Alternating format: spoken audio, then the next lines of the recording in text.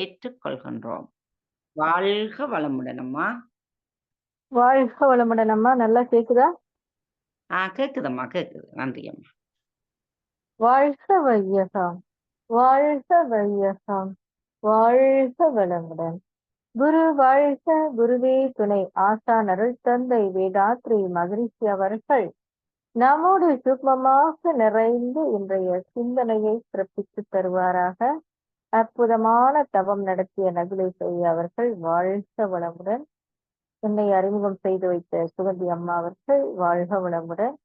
கை Norway மற்றும் Denmark Manavalakalai மன்ற அறக்கட்டளை நிர்வாகத்தினர் மற்றும் இந்த இணைய வழியில் இந்த நிகழ்வில் கலந்து கொள்ள வந்திருக்கும் இருபால் மெய்யன்பர்களையும் வாழ்க வளமுடன் என்று வாழ்த்தி இந்த சிந்தனையை துவக்குகின்றோம்.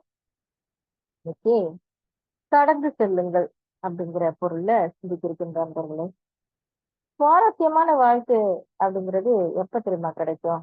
கடந்த காலத்துல நடந்த துன்பங்களை கடந்து செல்லும் போதுதான் சுவாரஸ்யமான வாழ்க்கை நமக்கு கிடைக்குங்க. எப்படி? நம்ம கிட்ட சிலர் சில சமயங்கள்ல தெரியாம செஞ்ச தவறுக்காக குற்ற உணர்ச்சியில குமைந்து போவது உண்டு. வெளியில வர சங்கடப்பட்டுக்கிட்டு வீட்டுக்குள்ளேயே ஒடுங்கி போவதும் உண்டு. அதை விட்டு வெளியில வந்தா சாதிக்கிறதுக்கு நிறைய விஷயங்கள் இருக்குது அப்படிங்கிறத தெரிஞ்சுக்கலாம். மேலும் நம்ம நடந்ததையே நினைச்சுக்கிட்டு இருந்தா எனக்குமே அமைதி கிடைக்காதுங்க. மேலும் மேலும் முன்னேற முடியாது. இப்ப இந்த குற்ற உணர்ச்சியை தகர்த்து எரிஞ்சாதான் பல்வேறு சாதனைகளை சராமாரியாக செய்து முடிக்க முடியும். வால்மீகி முனிவர் கூட ஒரு காலத்துல குற்றம் செஞ்சவர் தான். பிறகு அதுல இருந்து வெளியில வந்து ராமாயணம் படைச்சதாலதான் அவர் இன்னைக்கு வரையும் பேசப்படுறாரு. ஆல்ஃபிரட் நோபல் அப்படிங்கிறவரு வெடிமருந்தை கண்டுபிடிச்சார். அதனால யுத்தத்துல பல்வேறு உயிர்கள் பலியாச்சு. ஒரு பத்திரிகை தவறா அந்த ஆல்ஃபிரட் நோபல் இறந்து விட்டதாக ஒரு செய்தியை வெளியிட்டிருந்தது. அதுல கொலைகாரன் ஒளிந்தான் அப்படின்னு குறிப்பிடப்பட்டிருந்ததை அதை படிச்சுட்டு குற்ற உணர்ச்சியில இருந்தாராம் ஆல்ஃபிரட் நோபல். அந்த குற்ற உணர்ச்சியிலிருந்து தன்னை மீட்டுக்குள்ள ஒரு மாபெரும் நல்ல செயலை செஞ்சாரு. அதுல இருந்து தன்னை மீட்டுக்குள்ள ஒரு ட்ரஸ்ட் ஆரம்பிச்சு அதில் சம்பாதித்த பணத்தை சேமிச்சு அறிவியல், ஆராய்ச்சி, சமாதானம் போன்றவற்றில சாதனை புரிந்தவங்களுக்கு நோபல் என்ற அவர் பெயர்ல நோபல் பரிசு கொடுக்குமாறு அறிவிப்பு செஞ்சாராம். அதற்கு பிறகு குற்ற உணர்ச்சியிலிருந்து மீண்டார் அப்படின்னு நம்ம கேள்விப்பட்டிருப்போம். இன்னைக்கும் அவர் பெயரால நோபல் பரிசு பெறுறவங்களை கண்கூடாக பார்த்துட்டு தான் வரும். முழு பூசணிக்காக தோற்றில் மறைத்தது போல அப்படின்னு பழமொழியை நம்ம கேள்விப்பட்டிருப்போம். அதன் அர்த்தம் என்ன? ஒருவன் அடுத்த வீட்டு பூசணிக்காக தேடித்தானா, அதனால அவன் வீட்டை பாக்குறவங்க எல்லாம் பூசணிக்காய் திருடிய வீடுன்னு அடையாளம் சொல்லிட்டு வந்தாங்களாம். அந்த அவப்பெயரை மாற்றுவதற்காக, அந்த குற்ற உணர்ச்சியிலிருந்து தன்னை மீட்டு கொள்வதற்காக தினசரி உணவு படைச்சு வர்றவங்க போறவங்க பசியானவங்களுக்கு எல்லாம் உணவு பரிமாற ஆரம்பிச்சாங்களாம் அந்த வீட்டுல இருக்கவங்க. அதுக்கு பிறகு பூசணிக்காய் திருடிய வீடு என்பது மறைந்து சாப்பாடு போடும் வீடு என்று பெயர் வர ஆரம்பிச்சதாம். அதுதாங்க முழு பூசணிக்காய சோற்றில் மறைத்த கதை. அதனால தவறுவது மனித இயல்பு என்பதை புரிஞ்சுட்டு குற்ற உணவை தூக்கி எறிஞ்சு இருந்தா, திருந்தி இருந்தா, நல்ல செயல்களை ஈடுபட்டா சாதனை தான். வெற்றி எல்லாம் ஒரு சேர வந்து சேர என்பது உறுதி. அது போன்றவர்கள் எழுதும் அந்த கதையும் செய்யும் செயல்களும் என்னன்னைக்கும் போற்றப்படுபவையாக சுவாரஸ்யமான தகவல்களை தருவதாக தான் இருக்கும். அப்ப இந்த மாதிரி சம்பவங்கள்ல இருந்து இதெல்லாம் நம்ம புரிஞ்சுக்கலாம். தொலைந்து போன நாட்களை தேட முயற்சிக்க வேண்டாம். வருகின்ற நாட்களை இன்பமாக்கணும். சில பெறுதலும் சில மறைதலும் இருந்தாதான் வாழ்க்கை சுவாரஸ்யமாக இருக்குங்க. இப்ப பிரச்சனை வரும்போது புன்னகையோட கடந்து போகணும்னு சொல்றாங்க. அதுக்கு ஒரு கதை இருக்கு. ஒரு முறை கிருஷ்ண பரமாத்மா அவரோட சகோதரர் பலராமர் மற்றும் அர்ஜுனர் இவங்க 3 பேரும் சேர்ந்து ஒரு காட்டுக்கு கடந்து போறாங்க. அந்த காட்டை கடக்க இன்னும் அதிக தூரம் இருந்த நிலையில இருள் அதிகரிச்சிருச்சான். அதனால அங்க ஒரு மரத்தடியில ஒவ்வொன்றும் பேரும் தங்கி இருக்கலாம்னு முடிவு பண்ணி அங்க தங்குறாங்க.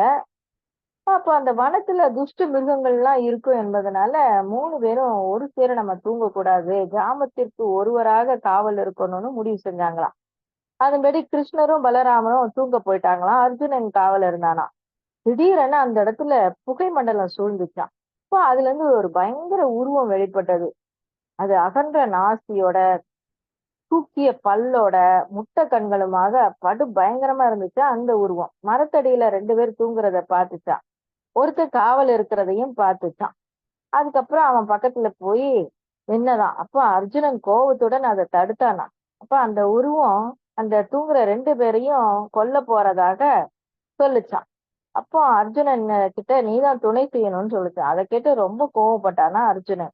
அந்த உருவத்தை தாக்கினான். அர்ஜுனனோட கோவம் அதிகமாக அதிகமாக அந்த உருவத்தோட பலமும் வடிவமும் பெருசாகிட்டே போச்சான். அந்த உருவத்துடன் அர்ஜுனன் ஆக்ரோஷத்தோட போரிட அது பூதாகாரமாகிக் கொண்டே போச்சான். அர்ஜுனனை பலமா தாக்கிட்டு அந்த உருவம் மறைஞ்சு போயிட்டான். அப்புறம் 2ஆம் ஜாமம் தொடங்கவும் பலராமரை எழுப்பிட்டு அர்ஜுனன் தூங்க போயிட்டானா. பலராமர் காவல் காத்தாரு. அப்ப மீண்டும் அந்த உருவம் வந்தது. அர்ஜுன் கிட்ட சொன்னது மாதிரியே பலராமர் கிட்டயும் சொல்லிச்சான். அதை கேட்டு கோபம் கொண்ட பலராமர் அதோட சண்டை போட்டாராம். அந்த உருவம் அடி பண்ணிடுறதாக இல்ல. பலராமரோட கோபம் அதிகமாக அதிகமாக அந்த உருவத்தோட பலமும் அதோட வடிவமும் பெரிதாகிட்டே இருந்ததாம். பிறகு பலராமரையும் பலமா தாக்கிட்டு அந்த உருவம் மறைஞ்சு போச்சான். 3ஆம் ஜாமம் தொடங்குச்சான். அப்ப பலராமர் கிருஷ்ணரை காவலுக்கு எழுப்பிட்டு படுக்க போயிட்டாராம். அப்போ அந்த பொல்லாத உருவம் வந்துச்சான். அதை பார்த்த கிருஷ்ணர் என்ன பண்ணாரு, கட கட கடன்னு சிரிச்சுட்டாராம். அதுக்கு அது கேட்டுச்சான், ஏன் சிரிக்கிற அப்படின்னுச்சான். உன்னோட தூக்கிய பல்லும் அழகான முட்டை கண்களும் இதெல்லாம் பார்த்தா எனக்கு சிரிப்பை அடக்க முடியல அப்படின்னு சொன்னாராம். அப்போ அவரு தன்னை கேலி செய்யறத பார்த்து ஆக்ரோஷத்துடன் சண்டை போட்டுச்சான் அந்த உருவம். ஆனா கிருஷ்ணரோட புன்னகையை மாற்றாம சண்டை போட்டாராம். கிருஷ்ணர் சிரிக்க சிரிக்க அந்த உருவத்தோட பலமும் அதனோட வடிவமும் குறைஞ்சுக்கிட்டே வந்ததாம். கடைசியில அந்த உருவம் சின்னஞ்சிறு புழுவாக மாறி தரையில நெளிஞ்சுதான். கிருஷ்ணர் அந்த புழுவை எடுத்து ஒரு துணியில முடிச்சு வச்சாராம். பொழுது விடிஞ்சது. பலராமரும் அர்ஜுனனும் எழுந்தாங்க. 2 பேரும் இரவில் ஒரு பயங்கர உருவம் வந்தத அவங்கள தாக்கினது, அந்த உருவம் வளர்ந்து வளர்ந்து பின்னர் பெருசானது எல்லாத்தையும் பத்தி சொன்னாங்களாம். அப்ப கிருஷ்ணர் துணியில முடிஞ்சு வச்சிருந்த அந்த புழுவை காட்டி, நீங்க 2 பேரும் தீவிரமா சண்டை போட்ட உருவம் இதுதான்.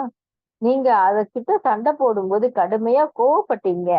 உங்கள் கோபம் அதிகரிக்க அதிகரிக்க அதன் பலமும் வடிவமும் அதிகரிக்குது. நான் சிரிச்சுக்கிட்டே சண்டை போட்டதுனால அதோட பலமும் வடிவமும் குறைஞ்சிக்கிட்டே வந்து பிறகு ஒரு புழுவா மாறிடுச்சு. இப்ப வம்பு சண்டைக்கு வருவவனை விட்டு புன்னையோடு வெளியேறி விலகி இருந்து விட்டா அவன் புழுவுக்கு சமமாகி விடுறான். கோபத்தை குறைப்பவனே ஞானி அப்படின்னு சொன்னாராம். கிருஷ்ணரோட இந்த உபதேசம் நமக்கும் பல சூழல்கள்லயும் பொருந்தும். இப்படித்தான் நாம பற்பல விஷயங்களுக்கு தேவையில்லாம கோபப்பட்டு பிரச்சனைய பெருசாக்கிடுறோம். எதையும் சாதாரணமா கடந்து போனா பிரச்சனைகள் புழு போல சின்னதாதான் தென்படும். சரி, இப்ப இந்த கடந்து செல்லுதல் அப்படிங்கிறத பத்தி இன்னும் ஆழமா சிந்திப்போம். கடந்து செல்றது, எதை கடந்து போறது, எப்படி கடந்து போறது, ஏன் கடந்து போகணும், எங்கே கடந்து போகணும், எப்போது, எவ்வளவு தூரம், எந்த நிலையிலிருந்து கடந்து போகணும் அப்படின்னு சிந்திச்சு பார்த்தோம்னா உட்கடந்து செல்லுதல் என்பதை நாம புரிந்து கொள்ளணும். உட்கட உட்கட உட்கட என்று சொல்லும்போது கடவுள் கடவுள் கடவுள் என்ற சொல் வந்தது. இப்ப கடவுள் என்ற வார்த்தை ஒரு வினை சொல்லுங்க, அதை பெயர் சொல்லாக மாத்திட்டாங்க. அதனால கடவுள் நிலையை அடைவது என்பது கடந்து செல்வது. கடந்து சென்றால் கடவுள் நிலையை அறியலாம். அப்ப எதை கடந்து செல்வது என்பதை பற்றி மேலும் சிந்திப்போம். இந்த உடல் என்ற ஒரு தன்மை இல்ல, இந்த புலன்கள் மூலமா தான் நம்ம எல்லாத்தையுமே தெரிஞ்சுக்கிட்டு இருக்கோம். கண்ணு, காது, மூக்கு, நாக்கு, தோல் என்று சொல்லக்கூடிய அந்த 5 கருவிகள் புலன்கள் மூலம் அறியக்கூடிய தன்மைகள் பங்குதன் மாத்திரைகள் ஆகிய அழுத்தம், ஒளி, ஒளி, சுவை, மனம் என்பது. இந்த 5 தன்மைகளை அறிந்து கொண்ட இந்த மனமானது அதை சிந்திக்குது, தெளிவு பெறுது. எதை செய்யலாம் எதை செய்யக்கூடாது என்ற சக்தியை பெறுது. உள்ள இருக்கக்கூடிய உயிர் மையத்து அமைந்த வெளியாகிய அறிவுதான் எல்லாவற்றையும் அறிந்து கொண்டிருக்கிறது என்பதை புரிந்து கொள்ளும் போது அந்த அறிவானது பேரியக்க மண்டலம் முழுவதும் நிறைந்து இருக்கக்கூடிய அந்த பேரறிவோடு இணைந்தே இருக்குது என்பதை நாம புரிந்து கொள்ள முடியும். எல்லாம் அல்ல இறை ஆற்றலுடைய அந்த பெருங்கருணையால அமைதியா உட்கார்ந்து அந்த தெய்வீக உணர்வை பெறுவதற்கு நாம இப்போ மேலும் தெளிவா சிந்திப்போம். முதல்ல கடவுள் என்ற வினைச்சொல் உட்கடத்தல் என்று சொல்லும் பொழுது உள்ள எப்படி கடந்து போறது? உடம்பினுள்ளே இருப்பது எது என்று பார்த்தால் முதலில் உடலில் ஏற்படும் உணர்ச்சிகள் தாங்க. புலன்கள் மூலமாக நாம் பெறக்கூடிய அந்த உணர்வுகள் என்ன என்பதை கவனிச்சா, உணர்ச்சி வெளிப்பாடு, உணர்ச்சிக்கு மூலம் அந்த உணர்வு நிலை. இப்ப உணர்ச்சியினால நாம் பெறும் அனுபவம் தான் அனுபவம் ஆகுதுங்க. இப்ப கடந்து செல்லுதல் என்றால் எப்படி எதிலிருந்து எதை கடந்து செல்வது என்ன சிந்திப்போம். நிலையான ஒன்று அந்த இருப்பு நிலை சுத்தவெளி. அதுல அசையக்கூடிய ஒண்ணுதான் கடந்து செல்ல முடியும். கடந்து செல்லுதல் என்று சொல்லும்போது அலையானது அந்த இருப்பிலிருந்து எழுச்சி பெற்று இயங்கி மீண்டும் கடலுக்குள்ளேயே முடிவது போல கடலை விட்டு அலை கடந்து செல்ல முடியுமா? கடல் அலை கரையை தொடுவது என்பது சுத்த வெளியோடு உரசுவது போன்றது. இப்ப நாம இங்கிருந்து எதை தொடுவது, பின் கடந்து செல்வது? இந்த உடலுக்குள் உயிர் இயங்கி கொண்டு இருக்கு. உயிர் இயக்கத்தால வரக்கூடிய அலைதான் மனமாக இருக்குது. ஜீவகாந்த அலைதான் மனமா இருக்குது. இந்த மனம் எதை கடக்கணும் என்று சிந்தித்து பார்த்தா, உடலுக்கு உள்ளே இருக்கக்கூடிய உயிர், அந்த உயிரை அறியக்கூடிய அறிவு தான் மனமாக இருக்குது. உயிரினுடைய படர்ச்சி நிலைதான் மனமாக இருக்குது. இப்ப மனமானது உடல் அளவில் எல்லை கட்டி கொண்டிருக்கும் போது அதை நரகம் என்ற ஒரு வார்த்தையால குறிப்பிடுறோம்.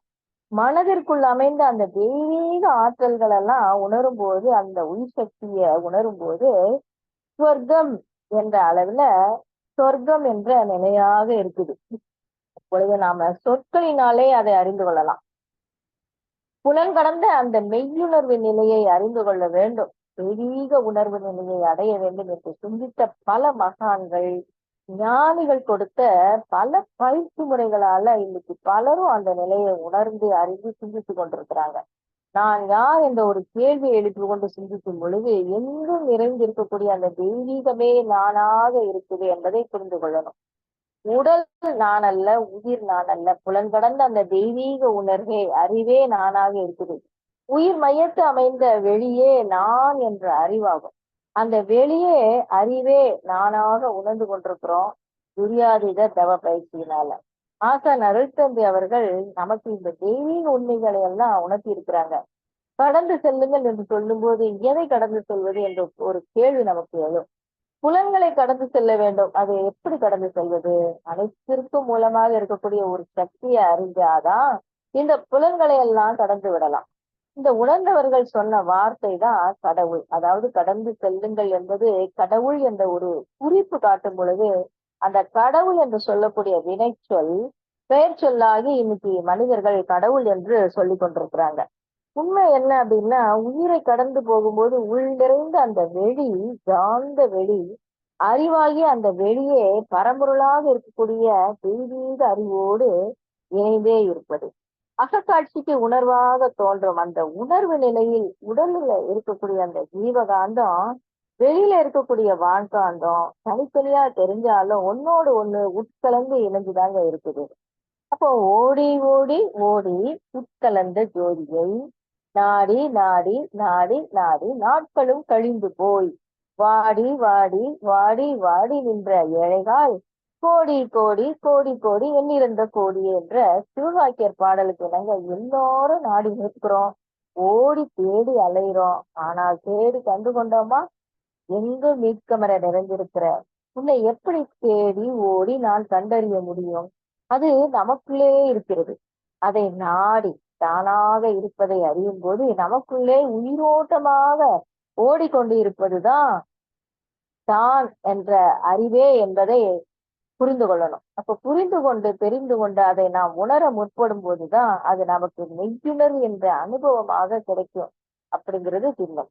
இப்ப தவமும் அறநெறி வாழ்வும் கடைபிடிக்கும் பொழுதுதான் வாழ்க்கையில பல துன்பங்களை பல பாவப்பதிவுகளை கடந்து செல்ல முடியும். ஒரு அன்பர் மகிழ்ச்சி கிட்ட கேட்டாங்களாம், சுவாமிஜி அகத்தவம் செய்யாமல மனிதன் நல்வாழ்வு வாழ்ந்து இறைநிலை அடைய முடியாதா அப்படின்னாலாம். மகிழ்ச்சி சொன்னாங்களா, மனுஷன் ரெண்டு இடத்து வினைப்பயனை உடையவன். பிறந்தது முதல் இன்னைக்கு வரை என்னென்ன செயல்களை செஞ்சானோ அது பிராரத்த கர்மான்னு சொல்லுவான். கருவழியே அவனது முன்னோர்கள் கிட்ட இருந்து என்ன பதிவுகளை பெற்றானோ அது சங்கீத கர்மம் என்று சொல்லக்கூடிய பழகுகள். இப்ப இந்த ரெண்டும் சேர்ந்த தொகுப்பு தான் ஒரு மனுஷனோட தன்மை, பர்சனாலிட்டின்னு சொல்லலாம். இப்ப இதன் வழியாகத்தான் மனிதன் பல செயல்களை செய்து கொண்டே போவான். இந்த பதிவுகள்ல நல்ல பதிவுகளும் இருக்கும், துன்பம் விளைவிக்கக்கூடிய தீய பதிவுகளும் இருக்கும். இப்போ தீயவற்றை தவிர்க்கணும், நல்ல பதிவுகளை சேர்த்து கொள்ளணும். இந்த தீய பதிவுகள் அப்பப்ப தோன்றி தீய செயல்களை செய்ய வச்சு அதன் மூலமா துன்பங்களை மனுஷன் அடைய வேண்டி இருக்கும். இப்படி வாழ்க்கையோட நோக்கத்திற்கு முரணான அந்த தீய பதிவுகள் அதிகரித்து கொண்டே போனா பிறவிகள் பல பெருங்கடலாக நீண்டு கொண்டே போகும். இதனால என்ன உண்டாகும்? சலிப்பு தான் வாழ்க்கையில எப்பயும் ஏற்படும். அப்படி இல்லாம துன்பத்திற்கு முடிவு கட்டணும். வேண்டாத பதிவுகளை மாற்றி அமைக்கணும். இந்த விஷயத்துலதான் இன்றைக்கு பழக்கத்திற்கும் விளக்கத்திற்கும் இடையே மனுஷன் போராடி கொண்டே இருக்கிறான். எண்ணம், சொல், செயல் ஆகிய மூன்றினாலான பழக்க பதிவுகளிலிருந்து மனிதன் விடுபட்டு தான் விரும்பிய நல்ல வழியில போகிறதுக்கு அவனுக்கு முறையான உளப்பயிற்சி நல்முறைதான் வேணும். அதைத்தான் நமது சித்தர் பெருமான் திருமூலர் ஒரு கவியில சொல்றாரு. கிழைக்கும் வினை கடல் சீர்உறு தோணி இழைப்பினை நீக்க இரு வழி உண்டு. தனக்கும் கிழைக்கும் அக்கேடில் முதல்வன் பிழைக்கும் தவம் அறம் மேற்புணையாமே என்று சொல்றார். இப்போ வாழ்க்கை என்ற அந்த சின்ன தோணியை பற்றி கொண்டு கடல் போன்ற வினையை கடக்க முடியாம தத்தளித்து கொண்டுள்ள மனிதன் அதிலிருந்து வெளிவர இரண்டு வழி இருக்கு. ஒன்று தவம், மற்றொன்று அறம். இவை இரண்டையும் செஞ்சாதான் அவன் மாத்திரமல்லாமல் அவனுக்கு பின்வரும் சந்ததிகளும் நன்மை அடைவாங்க என்கிறார். இப்ப மனசை உயிர் மேல வச்சு ஒடுங்கி நின்று தவம் செய்யும் போது மன அலைச்சூழல் விரைவு குறைஞ்சு போயிடும். இப்ப உயிரின் தன்மையை உணர முடியும். வினையின் பதிவுகள், அவற்றின் பிரதிபலிப்புகள் இவற்றை மனுஷன் உணர முடியும். தகாத தீய வினை பதிவின் காரணமா உடம்புல வரக்கூடிய நோய்களையும் மனதில் வரக்கூடிய கலங்கங்களையும் தெரிஞ்சுக்கிட்டு அறநெறி மூலம் மனிதன் அகற்றிக் கொள்ள முடியும். இப்ப மனிதன் மனிதனாக வாழ வேண்டும் என்றால் அதற்கு முறைப்படுத்தப்பட்ட உடற்பயிற்சி தான் வேணும். அந்த பயிற்சிக்கு தான் அகத்தவம்னு பெயர். அகத்தவம் இல்லாம மன அலைச்சல் குறையாது, விளைவறிந்த விழிப்பு நிலை வராது, பதிவு நீக்கம் பெற முடியாது, வீடு வேறு நிலை கிடைக்காது, வாழ்க்கையோட நோக்கமும் நிறைவேறாது. ஆகவே நல்வாழ்வு பெறுவதற்கு அகத்தவம் ரொம்ப ரொம்ப அவசியம்னு அந்த அன்பருக்கு சுவாமிஜி சொன்னாங்களாம். சரி, எப்படிலாம் கடக்கணும்? அலைமோது தீய எண்ணங்களை கடந்து போகணும். ஆர்ப்பரிக்கும் பேராசை கடலை கடந்து போகணும். இன்னல் தரும் கவலைகளை கடந்து போகணும். துன்பப் புயலை துணிவோடு கடந்து போகணும். மனவளக்கலை யோக பயிற்சிகளே நமக்கு ஊன்றுகோல். தடைகளை கடக்க உதவும் ஞான மேம்பாலம்னு சொல்லலாம். அருட்தந்தையின் நல்ல துணையுடன் அகத்தவ அகத்தாயின் மூலம் வாழ்க்கை தடைகளை நாம கடந்து செல்ல முடியும். குருவின் துணையால் எதுவும் நலமாய் நமக்கு கடந்து போக முடியும். வாழ்க்கை பயணம் தடைகளை கடந்து முழுமை பெறும். கடந்து செல்லுதல் அப்படின்னா தாண்டி செல்லுதல் என்று ஒரு அர்த்தமும் இருக்கு. அப்ப நமது அருகுண சீரமைப்பு பயிற்சி தான் கடந்து செல்லுதல் என்பதற்கு ஒரு நல்ல பயிற்சி. தினம் கடந்தால் வாழ்க்கை நலம் பெறும். தினத்தை கடக்க பொறுமையை கடைபிடிக்கணும். பேராசையை கடக்கணும் நினைச்சா நமக்கு நிறைமனம் உண்டாகும். கடும்பற்று என்னும் தீய குணத்தை கடந்து செல்ல ஈகை ஒண்ணுதாங்க வழி. உயர்வு தாழ்வு மனப்பான்மை எனும் தீய குணத்தை கடந்து செல்ல நேர்நிறை உணர்வு குறித்த அந்த விழிப்புணர்வு வேணும். தீமை தரும் மஞ்ச குணத்தை கடந்து செல்ல தவம் மற்றும் சினம் தவிர்த்தல் பயிற்சி பேருதவியாக இருக்கும். புலன் கவர்ச்சியால விளையும் தீமைகளை கடந்து செல்ல நமக்கு துணை வருவது பஞ்சேந்திரிய தவம். இப்ப கூட நம்ம செய்தோம். கற்பனை வலையாம் கவலையால் நம் வாழ்க்கையில தோன்றும் சிக்கல்களை தீர்த்து இனிமையாக கடந்து செல்ல உதவுவது கவலை ஒழித்தல் பயிற்சி என்னும் அகத்தாய்வு பயிற்சி. அந்த துரியம் கடந்து துரியாதீதம் போகும்போது ஆணவம், கண்மம், மாய என்ற 3 குற்றங்கள் நீங்குது. அன்பும் கருணையும் இயல்பாகுது. பிறவி தொடர் அறுக்கப்படுது. வாழ்க்கையோட நோக்கம் இனிமையாக நிறைவேற நம் வாழ்நாள்ல நல்ல வழியில கடந்து செல்ல மனவளக்கலை பயிற்சிகள் மட்டுமே பேருதவியாக அமையுது. கர்மயோக நெறி மற்றும் அந்த செயல்விளைவு தத்துவம் தெரிஞ்சுட்டு வாழ்க்கையை நடத்தினா கடந்து செல்லுதல் என்னும் வாழ்க்கை பயணம் சிறப்பா, எளிமையா, முழுமையாக அமையும். இப்போ ஞானிகள்லாம் சுகத்தையும் துக்கத்தையும் சமமாக பாதிக்கக்கூடிய மனநிலையில இருப்பாங்க. அப்ப இன்ப துன்ப உணர்வுகளை கடந்த அந்த சமநிலை உணர்வு நமக்கும் கிடைக்கும்னு சாமிஜி சொல்றாங்க. அருட்தந்தையோட வாழ்க்கையில நடந்த முக்கியமான சம்பவங்களை கூட நாம இங்க எடுத்துக்கலாம். சுவாமிஜி குடும்பம் வறுமையானது நமக்கு எல்லாம் தெரியும். அப்ப அந்த வறுமையை போக்க 7 வயதிலேயே உழைக்க ஆரம்பிக்கிறாங்க. முதல்ல நெசவு தொழில், அப்புறம் குதிரை பந்தய கிளப்ல வேலை, போஸ்ட் ஆபீஸ் வேலை, அப்புறம் ஒரு தறி வாடகைக்கு எடுத்து நெசவு செய்யறாங்க. இன்னை பள்ளிக்கூட ஆசிரியர் வேலையும் பாக்குறாங்க. ஆயுர்வேத மருந்துகள் உற்பத்தி செஞ்சு அதுலயும் வியாபாரம் செய்யறாங்க. இரவு நேரத்துல டியூஷன் எடுக்கிறாங்க, பால் வியாபாரம் பண்றாங்க. அந்த கார்டு, ஃபைல் எல்லாம் வேஸ்ட் பேப்பர்ல இருந்து தயார் பண்ணி கொடுத்தாங்க. லுங்கி வியாபாரம் செஞ்சாங்க. துணி வியாபாரம், சாய தொழிற்சாலை இதெல்லாம் பண்ணி மாசம் 1,4 லட்சம் ரூபாய் சம்பாதிக்கிற அளவுக்கு பெரிய செல்வந்தத்தோட உச்ச நிலைக்கு போயிட்டாங்க. அப்ப அந்த உச்ச நிலைக்கு போனா சாதாரண மனிதர்கள்லாம் பழச மறந்துடுவாங்க. ஆனா சுவாமிஜி ஒரு சமநிலை உணர்வோட இருந்தாங்க. அந்த உச்ச நிலையில செல்வம் அபரிமிதமாக கொழித்துக் கொண்டிருந்த சமயம் சுவாமிஜி எழுதுறாங்க.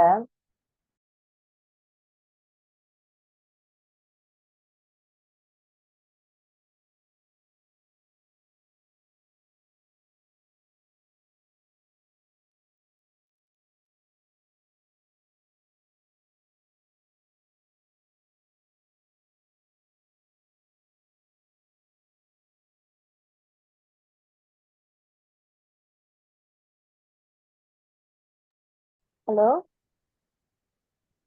மகரிஷியின் மகரிஷியின் வாழ்க்கை அதுகளை பற்றி சுவாமிஜிங்க. வாழ்க்கையை பத்தி சொல்லும் போதா ஆமா ஆமா வியாபாரம் எல்லாத்தையும் சொல்லிட்டேன்னா இல்ல ஆரம்பிக்கும் போது கட்டாயிடுச்சு? சொல்லிட்டீங்களம்மா, கொஞ்சம் சொல்லிட்டீங்க. அப்போ அந்த செல்வந்த நிலையிலையும் மனசை வந்து சமநிலையில வச்சிருந்தாங்க. அதன் பிறகு சிட்டி வியாபாரம் செய்து குடும்பத்தோட ஒரு தனியா வந்தாங்க. கடைசியில அரிசி வியாபாரமும் செஞ்சாங்க. அப்போ பள்ளமான காற்று அடித்து கொண்டிருந்தது. ஒரு குடிசையில இருந்தாங்க. அந்த சமயமும் சாமிஜி வந்து மனசு தளரவே இல்லை. இந்த குடிசையில வாழ்ந்து கொண்டிருக்கும் போது ஒரு நாள் பலத்த காற்றும் மழையும் வீசி எடுத்தது. அந்த குடிசையை கட்டி 2 வருஷம் தான் ஆகியிருந்ததுதான். சவுக்கு மரத்தால ஆன அந்த குடிசைக்கு தூண் வச்சிருந்தாங்களாம். அந்த தூணோட அடிப்பக்கம் செல்லரிச்சு போச்சாம். அத சுவாமிஜி கவனிக்கல. காத்து அடிக்க அடிக்க சவுக்காலான அந்த மரக்கால் ஆடுது. சவுக்கு மரக்கால் உடைஞ்சு போயிடுச்சு. அத பார்த்தாங்க. சுவாமிஜி அவங்க மனைவியை அழைச்சிட்டு, இனிமே ஒரு நிமிஷம் கூட இந்த குடிசையில இருக்கக்கூடாதுன்னு, இது இறைவனோட உத்தரவு, இந்த இடம் உனக்கு தகாது, நீ ஓடி போடா என்று இறைவன் சொல்றான்னு சொல்லிட்டு அம்மாவை அழைச்சிட்டு வெளியே வந்துட்டாங்க. எங்க போகிறது அப்படின்னு அவங்க நிக்கிறாங்க. அப்போ முதல்ல புறப்படு அப்படின்னு மகிழ்ச்சி சொல்றாங்க. 100 மைல் வேகத்துல காத்தடிக்குது, மழை வேற. எழுந்து வெளியே வந்தவுடன் அப்ப எதிர் வீட்டுக்காரரு வந்து வீட்டை பூட்டிட்டு அதோட சாவிய சுவாமிஜி கிட்ட கொடுத்துட்டு, இது காலியாத்தான் இருக்குது, நீங்க இதுல இருக்கலாம்னு சொன்னாராம். அப்ப அந்த வீட்டுக்கு போறாங்க. மனைவி 2 பேரும் உள்ள போறாங்க. சுவாமிஜி அந்த வீட்டோட வெளித்திணையில உட்கார்ந்து காற்று அடிக்கிறத பார்க்கும்போது இறைவனுடைய அகண்டாகாரமான இயக்கத்துல என்னவெல்லாம் நடக்குது அப்படின்னு உணர முடிஞ்சதாம். ஓடுகள் எல்லாம் தூக்கி தூக்கி அடிக்கப்படுது. அதனால வெளியில மனிதர் போக முடியாது. அப்போ ஒரு கவி உதயமாட்டான்.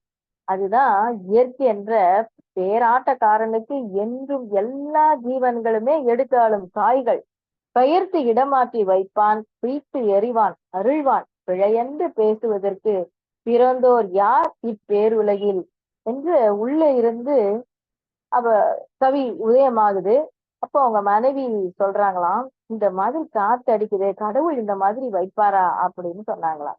இப்ப கடவுளை நிந்திக்கிற அளவுல கஷ்டத்தில் வார்த்தைகளை அவள் உதிர்க்கிறாள். எனக்கும் அவளுக்கும் இடைவெளி 10 அடி தூரம்.